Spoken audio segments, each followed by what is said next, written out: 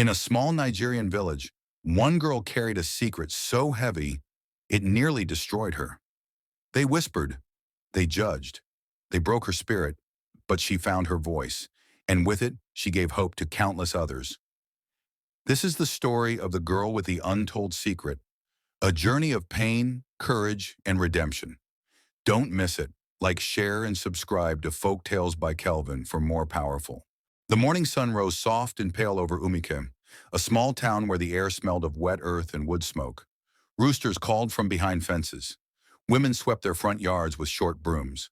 Somewhere far away, a radio played a gospel song. In the single room she shared with her mother, Adaora folded her wrapper and sat on the edge of their narrow bed. She watched a thin line of light move across the cracked wall, as if the sun was drawing a path she could not follow. "Ada, eat something before you go," Mama said, placing a plate of yam and egg by the little table. Her voice was gentle, but her eyes carried worry that never seemed to rest. "I am not very hungry, Mama," Adaora replied. She took a small bite anyway. It was easier to obey than to argue. She loved her mother's food, but some mornings her stomach felt heavy, as if a stone lived there. Mama tied her headscarf and stood for the short family prayer. "God, keep my child safe today. Give her light on her path." She made the sign of the cross and kissed Adaora's forehead. The warmth of that kiss lingered even after Adaora stepped outside into the bright yard. The path to school ran past the stream, then the market, then the church. The stream was low and water lilies floated on the surface like quiet boats. At the market, a woman cutting ugu leaves greeted her. "Adaora, good morning." "Good morning, Auntie." Adaora smiled politely and kept walking. The town knew her as the girl who was always neat, always respectful, always with a book. She moved like a careful dancer, as if the world around her was made of glass.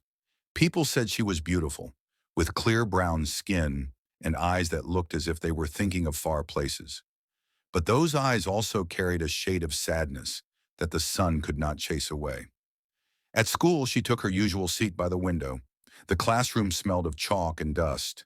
Their teacher, Mr. Emmanuel, wrote dates on the board and spoke about essays. "Write about the bravest person you know," he said. "Use simple words." Right from the heart, Adaora's hand froze. The bravest person she knew? She thought of Mama, who woke before dawn every day to fry akara by the road, who smiled even when money was tight, who held Adaora on nights when fear felt larger than the room. Yes, Mama was brave, but the word brave also touched a locked place in Adaora's mind. It pressed against a door she kept shut, the door that held her untold secret. She stared out the window. The church steeple rose beyond the mango trees. Two butterflies danced over the grass, light as music. She wished her heart could be that light. During break, a group of girls gathered under the neem tree. They were loud and happy, passing a phone around to look at pictures from a cousin's wedding in Lagos. "See her gel! See the hall!" one of them shouted.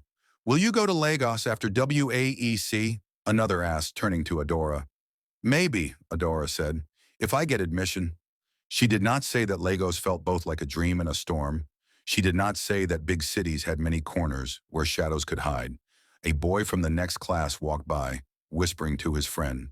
They looked at her, then away quickly. She felt it like a small cut.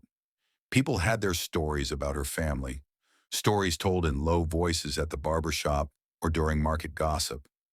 Most of them were wrong, but even the wrong story could injure a person when told enough times.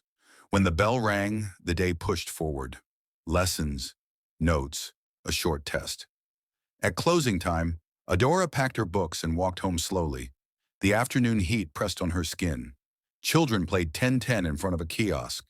A kiki dashed past, horns singing. Life in the town moved on, full of noise and color, as if no one noticed the silence inside her. She found Mom at the roadside stall, turning akara balls in hot oil. The air was rich with the smell of pepper and onions. "How was school?" Mama asked without looking up. "Fine," Adaora said. She washed her hands and began to bag the akara for customers. A little boy came with 50 naira and left smiling. An old man bought 4 and told a joke that made Mama laugh. Adaora liked that sound. It was a thin piece of sunlight. Just before sunset, the sky turned pink and gold. They walked home together, their footsteps matching. Near their door, Mama paused and touched Adaora's arm. "My daughter, you are quiet today."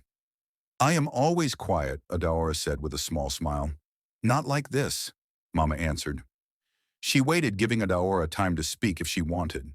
It was their old way. Questions asked softly, answers allowed to take their time. Adaora looked at the ground. Words gathered in her throat and then broke apart. She shook her head. "I am fine, Mama." Inside, Mama lit the small kerosene lamp. The room filled with a warm glow and the faint smell of paraffin. They ate supper, Gary and okra soup, and listened to the radio. Outside, a night insect tapped the window glass again and again, as if asking to be let in. Adaora reached for her exercise book. She wanted to write the essay about bravery, but the first sentence would not come. Mama hummed while folding clothes. "You do not have to carry a mountain alone," she said after a moment, still not looking up. "Even Jesus had Simon to help with the cross." Adaora's hands trembled slightly. She closed the book. "Good night, Mama," she said, and lay down on the bed. She watched the lamplight dance on the ceiling until her eyes grew heavy. Sleep came like a slow tide. In the soft dark, she felt again the cold weight of the secret she had hidden for years. It sat beside her like a shadow with a face she did not want to see. She pulled the sheet to her chin and breathed in and out, counting slowly, the way Mama taught her. Outside, a dog barked. Somewhere, a door closed. The town settled into quiet. In that quiet, a small promise rose inside Adaora, thin but steady. One day she would tell the truth. One day the shadow would lose its power. She did not know when. She only knew that the sun always returned in the morning. And maybe one morning, her heart would feel lighter. For now she held the promise close and let the night carry her away. The sun beat hard on Umuike the next morning, bright and restless, as if it wanted to wake even the deepest sleepers. Adaora balanced a small bucket of water on her head and walked carefully toward their house. The narrow footpath was lined with cassava plants and banana trees that swayed gently in the wind. Every few steps, she greeted neighbors. Some responded with warmth, others with a nod that felt more like duty than kindness. She was used to it. For years, the village had carried stories about her family. Some called them poor but hardworking. Others whispered about a shame that was never clearly spoken in public. And Adaora knew too well that whispers could be heavier than stones. When she entered the compound, she saw Mama pounding yam for a customer. The pestle thudded rhythmically against the mortar, and Mama's forehead shone with sweat. "No, Ada, put the water by the drum," Mama said without stopping. Adaora obeyed, but her ears caught the faint sound of two women talking just beyond the fence. Their voices were low, yet sharp enough to cut. "That girl is fine, very fine, but there is something dark about her," one said. "Ehen, have you not heard? Her father left because of shame," the other replied quickly. "Some say the family hides something bad. Only God knows." Adaora's hand froze on the bucket handle. She stood still, listening though she wished she could block the words. The ground felt unsteady under her bare feet. That evening, she carried Akara to the market to help Mama. As she arranged the trays, a group of girls her age walked past. They giggled and whispered loudly enough for her to hear. "See her eyes. Always serious, as if she is carrying another person's trouble. She doesn't laugh like us." Maybe she thinks she's better. Adaora's cheeks burned. She kept her head down, pretending to focus on arranging the fried balls. But inside, her chest was tight. She wanted to scream that they knew nothing about her life, that her silence was not pride but protection. Yet she swallowed the words because speaking them would mean opening the door to her secret. Later that night, while Mama washed the dishes, Adaora sat outside on the wooden bench. The moon was a thin slice above the palm trees, and crickets filled the air with their endless song. She wrapped her arms around her knees and rocked gently. Her mind replayed the whispers from the women and the giggles of the girls. She asked herself why people enjoyed filling gaps with lies. Why did they never stop to think about the damage? She had seen the way some villagers looked at her, their eyes filled with questions they never dared to ask directly. It was as if she carried a mark only they could see. The truth pressed against her lips, heavy and bitter. But she could not speak it. The moment she tried, fear rose like a tall wall, blocking her voice. So she stayed quiet, locking her pain deeper inside. The next Sunday at church, The whispers followed her again. She sat on the wooden pew beside Mama, singing the hymns with a soft, clear voice. But behind her, two boys chuckled and murmured. She felt their eyes on her back, like needles. After the service, an old woman stopped Mama at the door. "Your daughter is a fine child," she said with a smile that didn't reach her eyes. "But don't let her mix too freely. You know how people talk." Mama's jaw tightened, but she forced a polite nod. She held Adaora's hand firmly as they walked home. Once inside the room, Mama finally spoke. "Ada, you must learn something. People will always talk, sometimes out of ignorance, sometimes out of envy. But remember this, what they say does not define you. Only God knows the truth." Adaora looked at her mother's tired face, the lines of struggle carved deep. She wanted to believe her words, but it was hard, so very hard when the whispers seemed louder than her own thoughts. That night she lay awake on the thin mattress, staring at the dark ceiling. The sound of distant drums from a wedding carried through the air. Life in the village went on. Dancing, laughter, gossip. For Adaora, the laughter felt far away. She closed her eyes and whispered into the silence. One day they will know the truth. But even as she said it, her heart trembled, because the truth was not only painful, it was dangerous. The heat in Umuike was heavy that afternoon, the kind that made the air shimmer above the dusty roads. Adaora walked back from school slowly, her books pressed tightly against her chest. Children chased each other near the church compound, their laughter rising like flutes. But Adaora moved as though a shadow followed her, each step weighed down by whispers she could not escape. As she turned the corner by the market, she noticed something unusual. A tall young man stood by the bread seller's stall, dressed in a neat shirt and clean trousers. He did not look like the boys in the village. His shoes were polished, and a slim wristwatch gleamed in the sun. The seller called him Sir, a respect usually saved for older men. The young man thanked her and moved toward the row of shops. His gaze swept the street, curious but calm. When his eyes met Adaora's for a brief moment, she felt a strange flutter inside her chest. She quickly looked away and walked faster. By evening, the news had already spread. "The visitor is called Chike," one neighbor whispered as Mama fried akara. "He is from Lagos. They say his uncle lives here, and he came for holiday." "From Lagos," another replied with excitement. "Then he must know big things. People from Lagos always know more than us." Adaora listened silently as she bagged the hot akara balls for customers. Lagos, the city that lived in her imagination like a storm. A place of noise, lights, danger, and opportunity. And now a piece of it had stepped into her small town. The next day, Chike appeared again, this time in the churchyard, helping the catechist arrange benches for catechism class. His sleeves were rolled up, and sweat glistened on his forehead. Children ran around him, laughing as he lifted one small boy onto his shoulders. He laughed too, an open, kind sound. Adaora had come to collect water from the church tap. She bent quickly, filling her bucket, trying not to draw attention. But Chike noticed. "Good afternoon," he said warmly. His voice was deep but gentle. Adaora froze for a second before replying. "Good afternoon. You are Adaora, right?" he asked.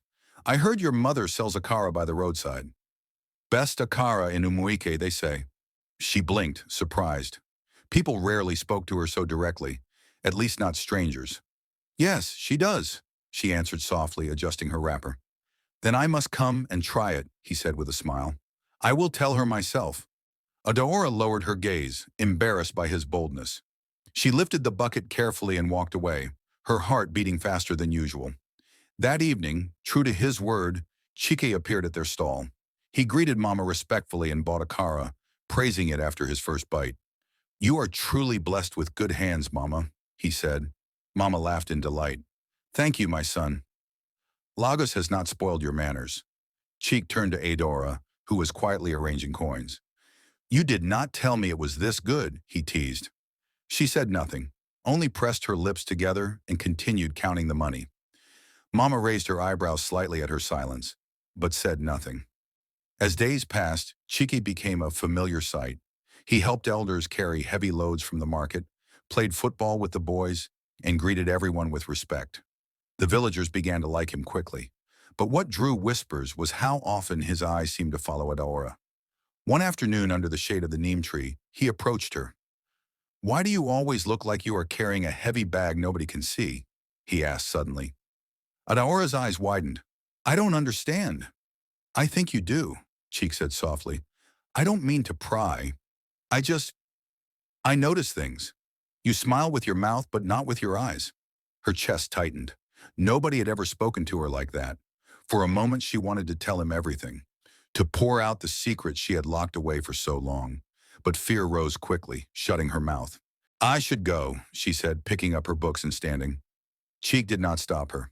He only watched her walk away, his expression thoughtful. That night, as Adaora lay on her bed, she replayed the conversation in her mind. His words echoed. "You smile with your mouth, but not with your eyes." For the first time, she wondered if maybe, just maybe, there was someone in the world she could trust. The air in Umuike felt tense that week, though the sky was as blue as ever. The rains had paused, leaving the earth dry and cracked, and the market was crowded with women balancing trays of tomatoes, peppers, and smoked fish. But beneath the ordinary rhythm of the village, whispers began to grow louder, like bees humming around a hive. Adaora could feel it. The way people glanced at her lingered longer than before. Even the children's laughter carried a different edge, sharp and knowing. Something was shifting, and she could not stop it. It happened first at the market. She had gone to help Mama buy ingredients. As she bent to select yams, two women beside her lowered their voices. "Do you remember what happened in her uncle's house that year?" one murmured. The other gasped. "You mean when she—" "Shh," the first cut in, her eyes darting toward Adaora. But the damage was done. Adaora's heart clenched, and she dropped the yam back onto the pile with trembling hands. She did not wait to buy anything else. She walked away quickly, her ears burning, her mind racing. By evening, the rumor had spread like fire on dry grass. It no longer hid in corners or quiet kitchens.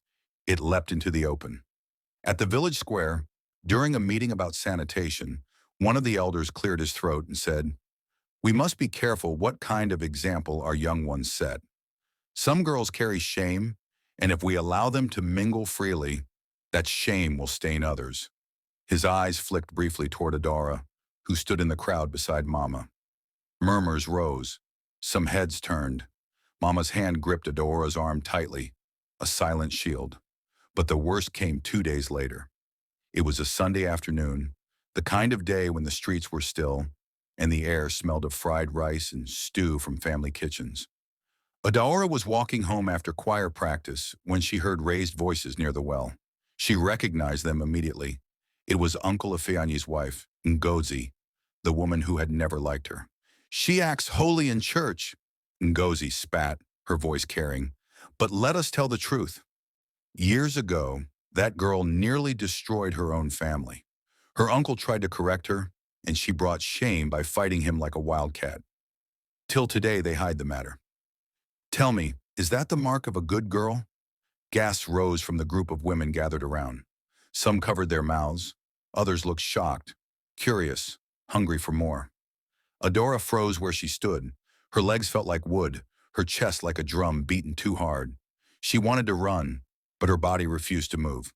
Her secret, her wound, her pain, had finally been thrown into the open. Ngozi continued, her voice rising with triumph. "That is why her father left. Shame could not let him stay. Do not be deceived by her quiet face. Shadows follow her. For a moment, the world spun. Adora's vision blurred, and all she could hear was the loud thud of her own heartbeat. She dropped her hymn book and stumbled backward, then turned and ran, the hot tears spilling freely. She ran past the churchyard, past the market stalls, past the surprised faces of children who called her name. She ran until she reached the small room she shared with Mama. Bursting inside, she collapsed on the floor, sobbing uncontrollably. Mama rushed to her, kneeling down, pulling her close. "Ada, what happened?" "They know, Mama," Adaora cried into her mother's chest. "They know everything. She told them all." Mama's arms tightened around her. Her face was fierce, her jaw clenched. "Let them talk." "They were not there that night. They did not see how you fought for your safety. You are not the one who should carry shame. It is him. But Adaora shook her head. They don't see it that way, Mama. They never will. They will always look at me like I am ruined outside. Voices still murmured, and the echo of gossip floated through the air like smoke.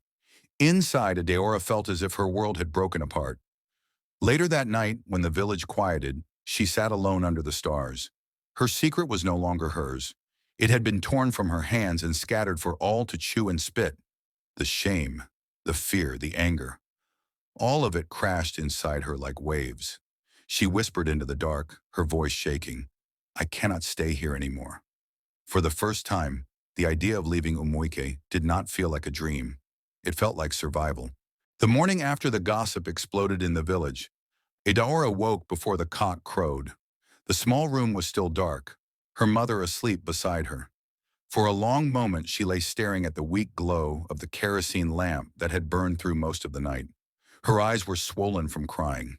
Her chest felt like a locked drum, heavy with noise she could not release. She turned her head toward Mama. Her mother's breathing was slow, deep, peaceful in its own way. Adaora wanted to wake her, to tell her everything, her fears, her plan, her pain, but the words sat like rocks in her throat. She kissed her mother's hand gently instead and whispered, I am sorry. By the time the first light stretched across Umuike, Adaora was gone. She carried only a small nylon bag with 2 dresses, her school books, and the little money she had secretly saved from helping Mama at the Akara stall. The path out of the village was quiet, lined with tall grasses that brushed against her legs. Her heart pounded as she walked, each step pulling her further from the only home she had ever known. At the junction, a rusty bus painted yellow and blue stood waiting. Lagos! Lagos! The conductor shouted, banging the side of the vehicle. Adaora hesitated, her chest rising and falling quickly. Lagos sounded huge, dangerous, unfamiliar, but it also sounded like freedom. She climbed in. The bus groaned as it started, filling with the smell of fuel and sweat. Women carrying babies squeezed onto the seats. Traders with baskets of fruit argued over space. A man near the window sang softly to himself. The road stretched long and bumpy, and soon the village was behind her. Adaora pressed her forehead against the hot glass. She thought of Mama, how she would wake to an empty bed, how her heart would break.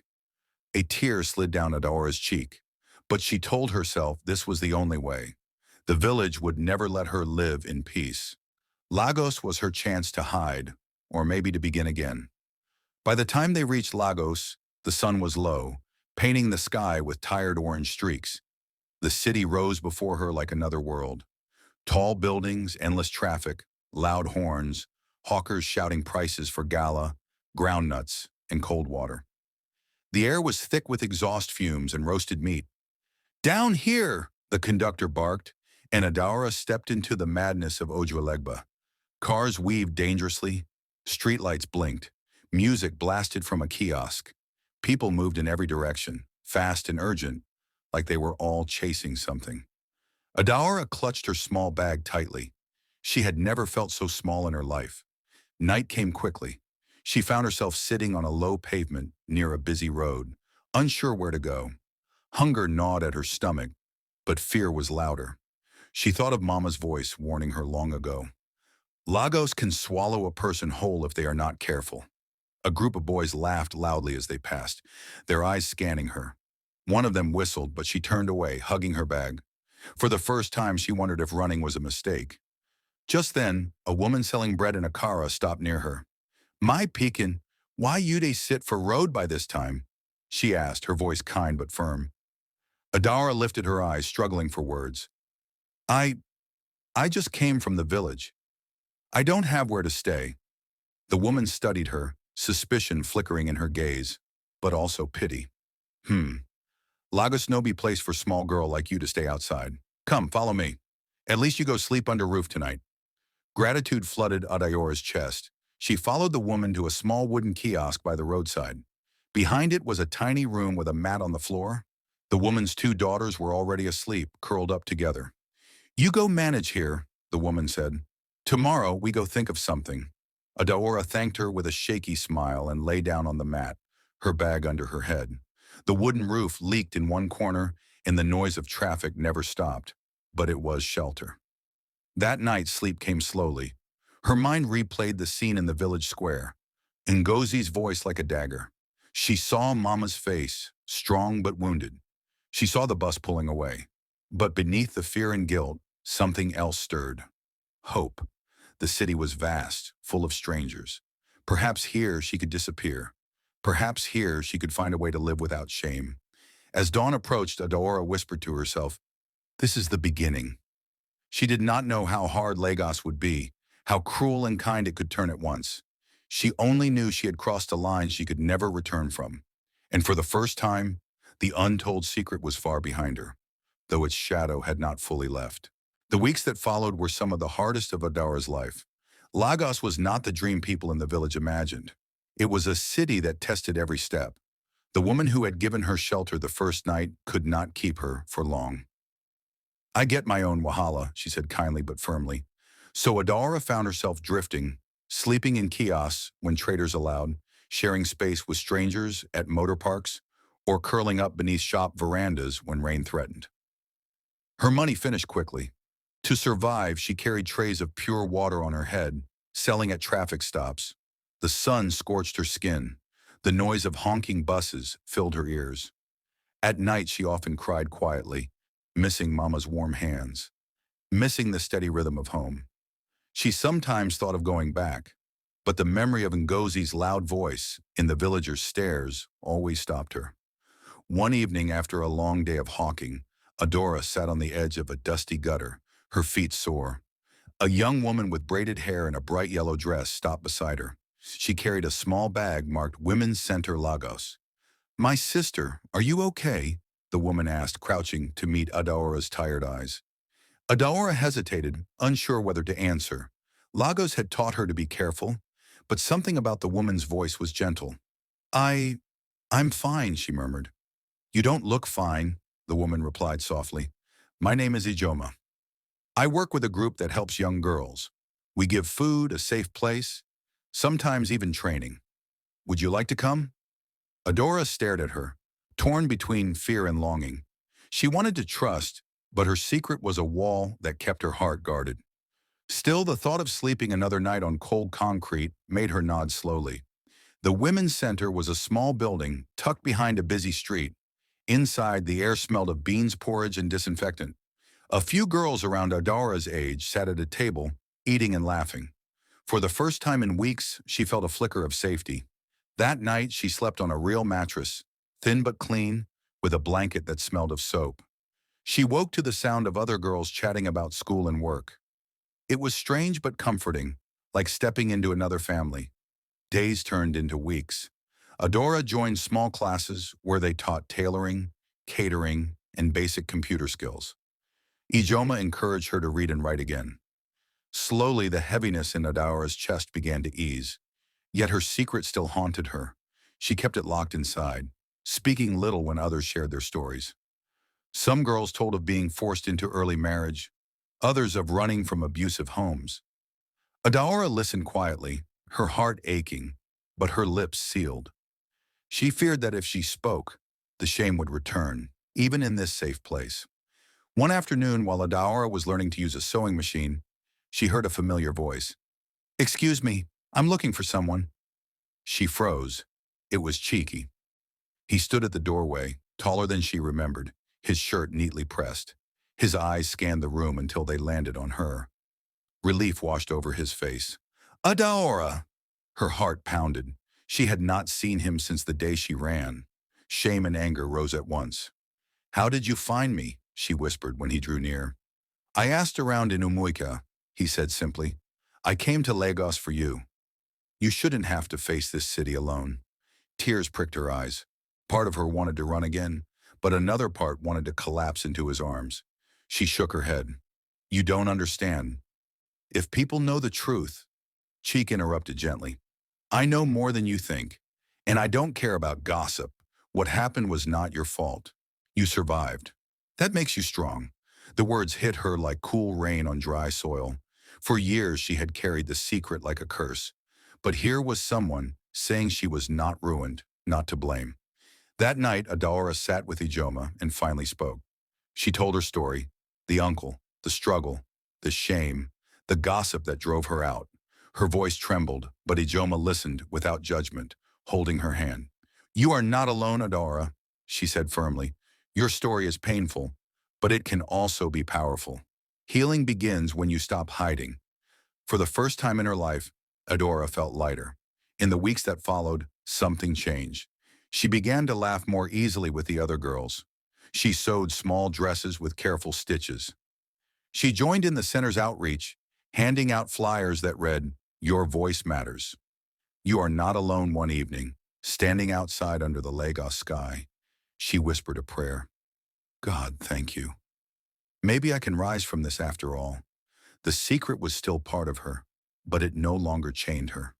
Slowly, piece by piece, Adaora was finding her voice again.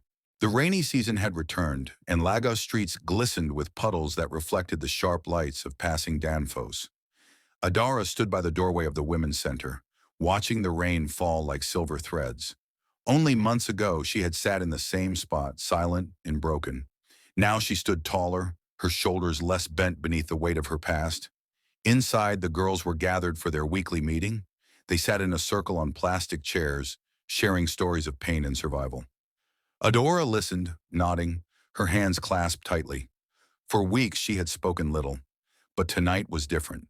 Tonight, Ijoma called her name. "Adaora, will you share your story?" The room grew quiet. Dozens of eyes turned to her. Her chest tightened.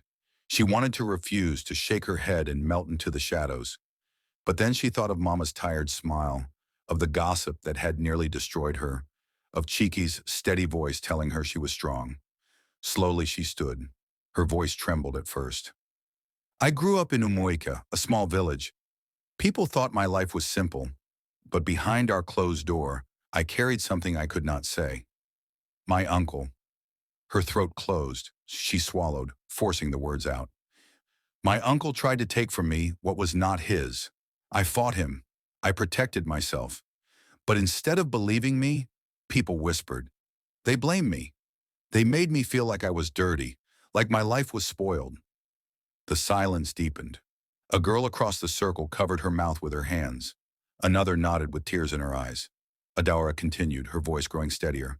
"I kept the secret because I thought it was safer. But hiding it almost killed me inside. The shame was never mine. It was his. And now I will not carry it anymore." When she finished, the room erupted in applause. Some girls hugged her. Others whispered, "Thank you." For the first time, Adaora felt her story had power, not to break her, but to heal others. From that day, she became a voice in the center's outreach. Together with Ijoma, she visited schools, churches, and even market squares. At first, she only handed out leaflets or smiled quietly in the background. But little by little, she began to speak. One Saturday, standing on a wooden platform at a small church hall, she faced a group of teenage girls. Her hands shook, but she remembered Ijoma's advice. Look at one face at a time. Speak as if you are talking to a sister. "My name is Adaora," she began. "People once called me ruined, but today I tell you that no one has the right to take your dignity. If anyone hurts you, it is not your fault. You are not alone." Gasses filled the hall. Some girls nodded fiercely, others wiped their eyes. The priest, standing at the back, looked stunned but deeply moved. When Adaora stepped down, two younger girls clung to her, whispering, "Thank you, Auntie. We needed to hear this." The flame in her chest burned brighter. She realized her voice could be a light for those still trapped in silence. Cheek was never far from her side. He attended some of the programs, quietly supportive, never pushing her to share more than she was ready. One evening after a talk at Surelaire, he walked with her under the street lamps. "You were incredible today," he said softly. Adaora smiled faintly. "I was afraid my voice would fail." "It didn't," Chike replied. "It reached people. I saw it in their faces." "Adaora, you are changing lives," her heart warmed, though she said nothing. His presence was becoming a comfort she had never known before. News of her speaking spread beyond the center. A local radio station invited her to share her story. Her voice trembled as she spoke into the microphone, but she imagined Mama listening somewhere in Umuike.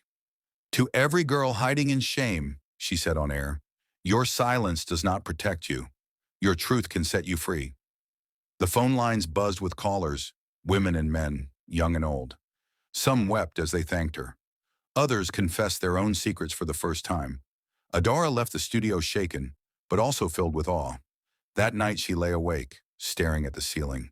For years she had begged God to remove her pain. Now she saw that her pain had become her purpose. The untold secret had nearly destroyed her, but speaking it aloud had set her free, and was setting others free too. She whispered a prayer, her voice steady. Lord, thank you for turning my shadow into light.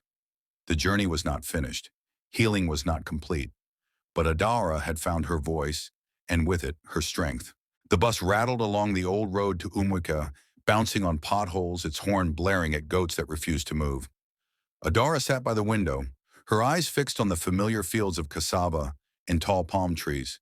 The air smelled of dust and fried groundnuts. It had been almost a year since she left, running with fear in her chest. Now she was returning, not as the broken girl who fled, but as someone who had found her voice. Beside her sat Mama, who had joined her in Lagos weeks earlier, after finally hearing her story in full. There had been tears, long hugs, and whispered prayers. Mama's hand now rested on hers, warm and steady. Ada, she said softly, the same people who threw stones will see that you are stronger than their words. Adaora nodded, though her stomach twisted with nerves. She remembered every whisper, every stare. But she also remembered the applause in the center, the girls who had clung to her, the voices on the radio. She was no longer the same Adaora.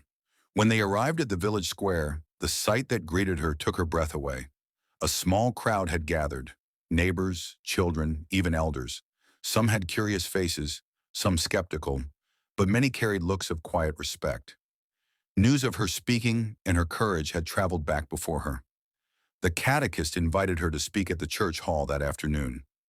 At first Adaora hesitated, but then she stepped forward, her dress simple, her head scarf tied neatly, her heart steady. She faced them, the same people who once whispered her name like poison. She felt her knees tremble, but she lifted her chin. My name is Adaora, she began, her voice clear. Many of you know the stories told about me.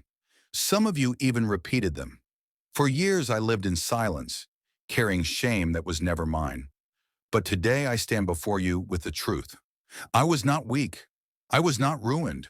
I was a child who fought to protect herself, and I will never apologize for surviving. The hall fell silent. Even the children stilled. Adaora continued, her voice gaining strength. I left this village in pain. In Lagos, I found people who helped me heal, and now I have chosen to return, not to hide, but to speak, for myself and for every girl who has ever been shamed into silence. Our voices are not curses, they are power. Her eyes swept the crowd. Some women were wiping tears. A few men shifted uncomfortably, but others nodded, deeply moved. Mama sat in the front row, her face glowing with pride. When Adaora finished, there was a long pause. Then slowly an old woman stood.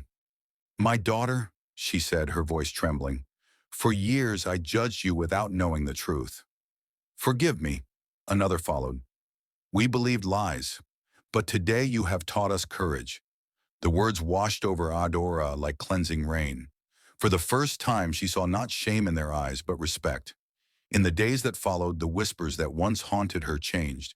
Where people once said, that girl with a dark story, they now said, that girl who speaks for others. Children ran to greet her in the streets. Mothers brought their daughters to her, asking her to guide them. Even the village elders asked her to help start a small group for young girls, so no child would ever feel alone again. One evening, as the sun set behind the palm trees, Chiki walked with her by the stream. Do you see what you've done, Ada? He asked gently. You turned pain into light.